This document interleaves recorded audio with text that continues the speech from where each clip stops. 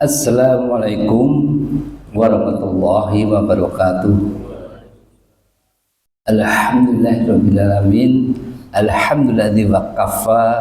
Wassalamu ala nabil mustafa wala ali wasabi ahli sidqi wal fa'. Amma ba'du. Subhanaka la ilma lana illa ma 'allamtana innaka antal alimul hakim. Asyhadu an la ilaha illallah wa asyhadu anna Muhammadar Rasulullah. Allahumma sholli ala Muhammad wa ala ali Muhammad. Alhamdulillah wa syukurillah, kaum muslimin dan muslimat, semoga Allah berkahi ikhwan dan akhwat, semoga Allah rahmati. Mari kita senantiasa selalu berusaha untuk mensyukuri setiap nikmat-nikmat yang Allah berikan kepada kita, di mana nikmat tersebut sifatnya tidak bisa terhitung, dan sehingga salah satu bentuk syukur itu pada ba'da subuh ini kita masih diberikan kesempatan oleh Allah untuk berjumpa dalam satu majelis yang Allah ridhoi, majelis Allah yang cintai. Dan apa yang kita lakukan pada pagi ini, semoga ini menjadi sebab kebaikan kehidupan kelak kita di akhirat. Amin, Allahumma amin. Tahukah Bapak-bapak, tahukah Ibu-ibu, ketika Allah inginkan kebaikan dalam diri kita dan kehidupan kita, kita selaku hambanya, maka salah satu dari indikasinya adalah ketika kita disibukkan oleh Allah dalam ketaatan di dalam ibadah kita. Tiap detiknya, tiap menitnya, tiap harinya, tiap pekannya, tiap bulannya, semua kita selalu melakukan kebaikan-kebaikan. Sampai kapan? Sampai kita mati, sampai maut menjemput kita. Amin, Allahumma amin. Salah satu tabi'in berkaitan dengan ini, namanya Hasan Al-Basri, seorang dan ahli zuhud. Beliau berkata, tanda berpalingnya Allah dari hambanya adalah dia atau hambanya disibukkan dalam sesuatu yang tidak bermanfaat. Ini bahaya. Alamatu iradillah ta'ala adnil abdi istiqadruhu bima la yahni. Artinya kalau kita, Allah itu berpaling dari kita, ana wa antum tentu, adalah ketika kita disibukkan dalam hal yang tidak bermanfaat. Misalnya kungku nggak jelas cuntrungannya, ngopi ngalor ngidul, bicara segala macam. Hati-hati itu. Lalu mafhum mukhalafahnya apa? Pemahaman kebalikannya apa? Siapapun yang Allah senangi, ana wa antum tentu, siapapun yang Allah ridhoi, maka bisa dipastikan Allah akan menyibukkan dalam kebaikan dan ketaatan. Masya Allah. Setiap detiknya ketika Bapak, terutama Senin sampai Jumat, pada maghrib, setiap detiknya merenungi atau dengerin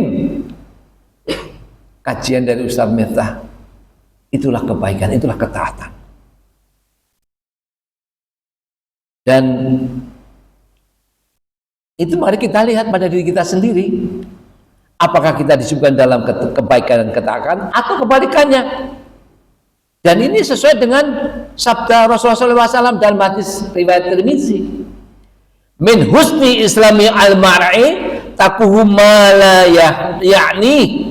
Di antara tanda kebaikan Islam seseorang adalah meninggalkan hal yang tidak bermanfaat. Daripada ngobrol, dengerin dari maghrib sampai isya, dengerin saja, atau datang ada zikir. Masya Allah, itu hal yang sangat bermanfaat. Maka ketika Allah Jalla wa'ala menyibukkan hambanya dengan sesuatu yang tidak bermanfaat, alamatu iradillah ta'ala anil abdi, maka itulah tanda berpalingnya Allah dari hambanya. Jangan sampai terjadi pada diri kita masing-masing, pun juga keluarga kita. Sekarang yang namanya TV, yang namanya Netflix, yang namanya langsung kepada kamar kita. Kalau dulu masih mesti lihat, ini enggak. Makanya istirahat hati-hati. Selamat dan salam mari aturkan kepada wafatun sanah kita Nabi akhir zaman Nabi Muhammad Shallallahu Alaihi Wasallam, juga kepada kerabatnya, sahabatnya, para salafus saleh, tabiin, tabi'in, dan kaum mukminin yang istiqomah hingga akhir zaman, termasuk diri kita yang sekarang ini berkumpul di salah satu baitullahnya dan selalu mengikuti para salafus saleh. Maka doa kita kepada mereka ada ridwanullah alaihim, semoga Allah ridho, dan itulah yang kita cari, ibtigha mardhatillah, mencari ridho Allah. Ikhwan rahimani wa rahimakumullah. Hari ini tanggal 13 Rabiul Awal atau 6 September. Sedikit mengingatkan bagi yang mungkin belum, hari ini adalah di dalam kitab Riyadhus Shalihin itu, di Imam Nawawi itu menegaskan ada 3 wasiat Rasulullah SAW. Salah satunya Bang, puasa 3 hari berturut-turut di setiap bulan di pertengahan bulannya. Ini 13, 14, 15. Jadi Sabtu, Ahad, Senin. Dan yang 2 lagi adalah sholat duha, dan yang ketiga, yang satu lagi adalah witir sebelum tidur kalau memang dirasa kurang mampu. Nah, insya Allah kita semua tahu bahwa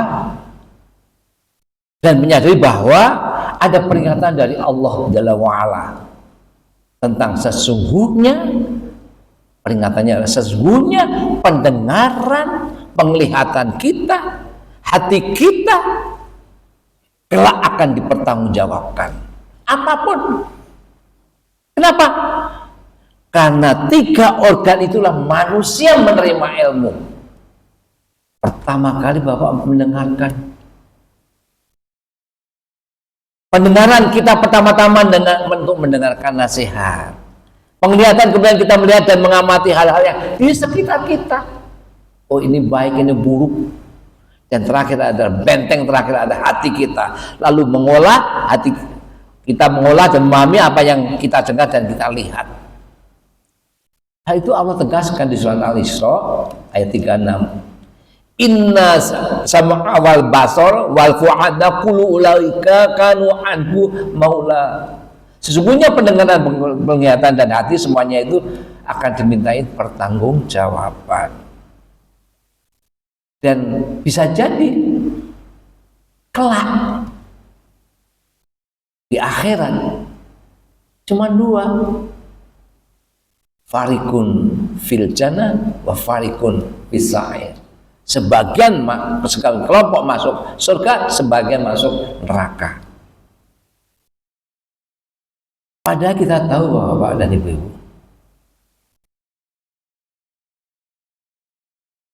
azab yang paling enteng, yang paling kecil di neraka, karena sa'ir, kita bicara sa'ir,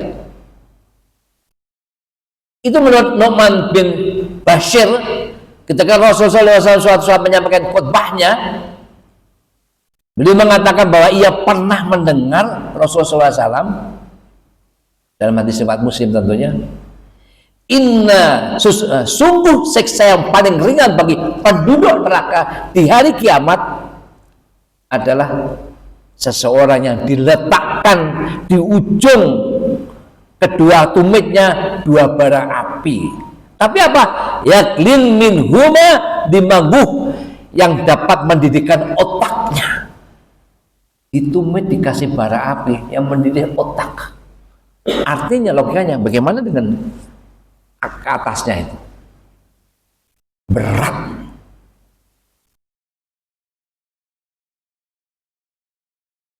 Beberapa kali ini, beberapa pertemuan memang sengaja saya membahas mengetengahkan tentang dengan sedikit yang saya tahu tentang neraka. Waktu iman azulni wa yakum. Setelah kita tahu bahwa kelak di akhirat semua pendengaran kita, penglihatan kita, hati kita semua akan dimintai pertanggungjawaban. Setelah kita tahu bahwa kelak di akhirat itu bisa jadi kita di farikun fil jannah wa farikun fis sa'ir. Dan setelah kita tahu bahwa di akhirat kelak ada nama-nama neraka yang telah kemarin di beberapa kali pertemuan disinggung, ada neraka jahim, ada neraka jahanam, ada neraka sakor. Nah ini saya mesti perhatikan neraka sakor ini. Karena jangan sampai seseorang menanyakan pada kita, pertanyaannya apa? Man salaka kum fi sakor. Ngapain lu masuk ke neraka sakor? Salah satunya sesuatu yang tidak benar. Jangan sampai itu. Kemudian ada neraka sa'ir, ada neraka hawiyah. Neraka hawiyah ini paling berat itu. Kenapa? Dia pada keraknya neraka. Siapa itu? Innal munafikin. Innal munafikin fil dalkil asfali minan nar. Sesungguhnya orang-orang munafik itu ditempatkan pada tingkatan yang paling bawah di neraka. Nauzubillah min dzalik. Harus berusaha kita mulai sekarang. Bapak dan Ibu yang menghormati, maka setelah 5 nama tadi, nama neraka tadi, maka selanjutnya kali ini yang saya katakan adalah insya Allah dengan namanya neraka laza. Menurut Mujahid dalam tafsirnya kata laza sendiri berarti menyala-nyala. Hal ini sejalan dengan yang diartikan dalam surat Al-Lail. Maka kami memperingatkan kalian dengan neraka yang menyala-nyala. Di surat Al-Lail, surat 92 ayat 14, Allah menegaskan, "Fanjartukum naron talazzo." Kami memperingatkan kamu dengan neraka yang menyala-nyala. Jamaah perindu surga, rahimakumullah. Oh ditanya, lalu siapa calon penghuni neraka ini, neraka lazzo ini? Itu di surat masih 992 ayatnya 15 Allah tegaskan, la yaslaha ilal asqa.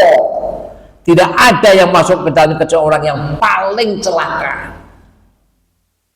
Paling celaka itu apa? Salah satunya adalah ketika kita matinya adalah su'ul khotimah, bukan husnul khotimah. Mati di ujungnya tidak baik. Kemudian juga di ayat 16-nya alladzi kadzaba wa tawalla, yang mendustakan kebenaran dan berpaling dari iman. Ini calon penghuni neraka lazzo tadi. Nah, berkaitan ini ada yang namanya Syekh Al-Samarqandi, namanya adalah Abu Lais Nazir bin Muhammad Al-Samarqandi, seorang ahli fikih dan tafsir mazhab Hanafi yang produktif dikenal dengan karyanya adalah Bahrul Ulum. Beliau menafsirkan maksud dari naron tawadho tadi dalam ayat tersebut adalah neraka lazo ini sangat memberatkan para penghuninya. Penghuni rumah, artinya penghuni rumah ya pasti orang yang tinggal di situ. Memberatkan, begitu marah kepada mereka, kepada penghuni neraka itu. Dan ketiga, dan menakut-nakuti dengan ringkikan panjang. Maka beberapa pertemuan yang lalu para penghuni neraka itu melolong-lolong. Ini yang biasa kita berikan kepada anjing itu melolong-lolong. Ini manusia minta dipindahkan, minta dikeluarkan dari neraka. Tentu tidak bisa. Ada pun orang yang memasukinya menurut Syekh Al-Samarkandi adalah mereka yang celaka di penghujung hayatnya. Karena apa? Jadi penghujung hayat su'ul khotimah tadi. Karena apa? Satu, bisa juga mendustakan tauhid.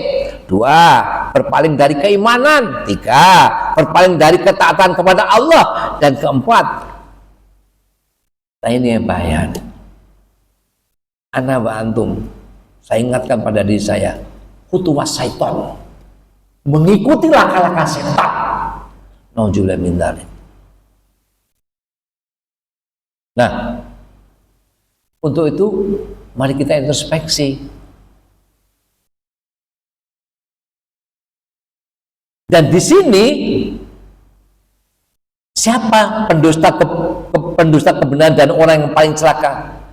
Itulah isi, salah satunya isi dari neraka lazo tadi. Ada pendusta kebenaran, ada orang-orang yang paling celaka, orang-orang paling yang berpaling dari imannya, orang yang tamak dan pelit. Nah, ini dia.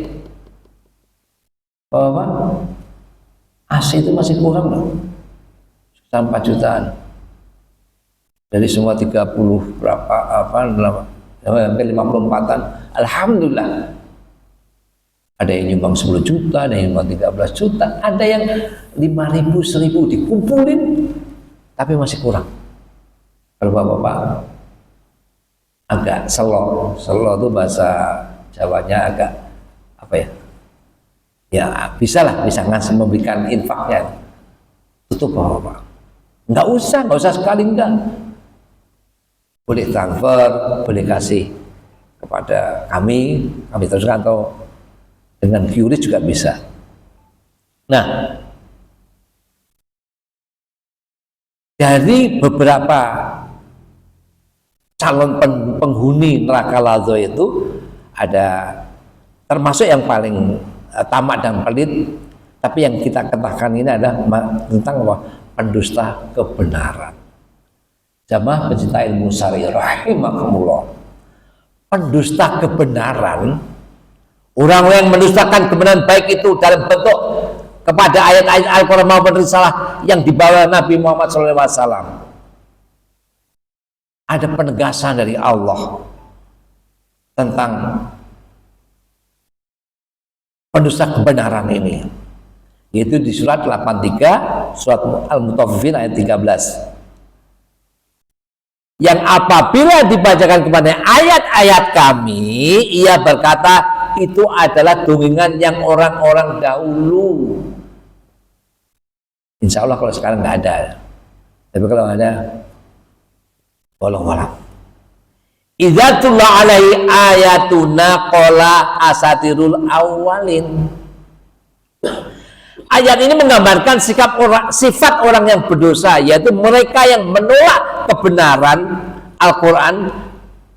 Ketika ayat Al-Quran dibacakan, mereka menganggapnya sebagai dongeng atau cerita lama yang tidak berharga, sehingga menolak kebenaran dan keadaan yang dibawa oleh Al-Quran. Selain surat Al-Mutaffifin tadi ayat 13, ada juga kaitannya dengan ini adalah surat 2, surat Al-Baqarah ayat 159. Allah tegaskan, sesungguhnya orang-orang yang menyebutkan apa yang telah kami turunkan berupa keterangan-keterangan yang jelas dan petunjuk. Innalladzina yaktumuna ma anzala minnal bayyinati wal huda. Apa kata Allah selanjutnya? Yal'anuhumullah, mereka itu dilaknati Allah. Nah kita diomelin orang aja agak gimana gitu.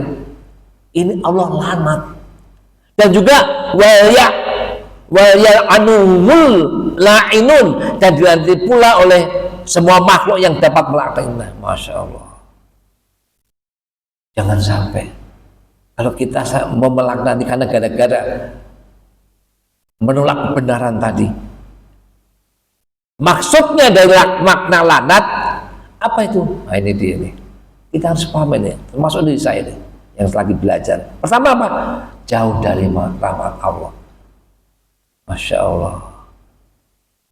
Orang kita mati saja surga itu karena rahmat Allah. Maka di dalam satu hadis riwayat Muslim ada 4 poin ketika kita melakukan ini. Salah satunya apa? As-sakinah. Yang kedua rahmat Allah. Yang ketiga apa? Nama-nama kita disebut. Itu tadi jauh dari rahmat Allah. Makna dari laknatullah berarti dijauhkan atau diusir dari rahmat Allah. Nauzubillah min dzalik, jangan sampai apa-apa. Yang kedua, murka dan dibenci. Saya aja dibenci seorang, saya mikir apa salah saya? Ini dibenci dan dimurkai oleh Allah. Nauzubillah min dzalik, tsumma nauzubillah. Lalu bagaimana